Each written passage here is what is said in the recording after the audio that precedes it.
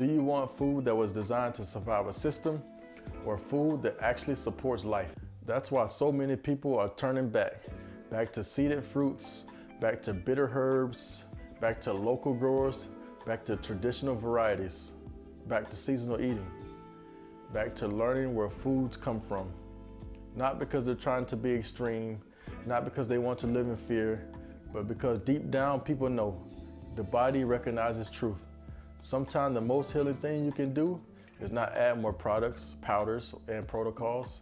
Sometimes it's simply returning to food that still feels like food, returning to rhythm, returning to taste that hasn't been over-designed, returning to what the body can actually read, because your body is intelligent, and when you consistently give it things closer to nature, many people feel the difference, not overnight, but over time. Cleaner energy, less confusion, more connection. The deeper question should be, how close is this food to its original state? How heavily was it shaped for commerce over nourishment? How does my body respond when I eat it consistently? Do I feel more alive from this food, or is it just temporary pleasing? That's a smarter conversation than simply saying, well, it's fruit, so it must be good.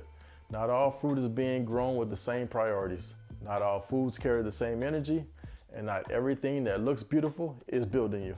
And once you start listening, you may realize that the goal is not to chase the most modern version of food. The goal is to get closer to what's real in the first place.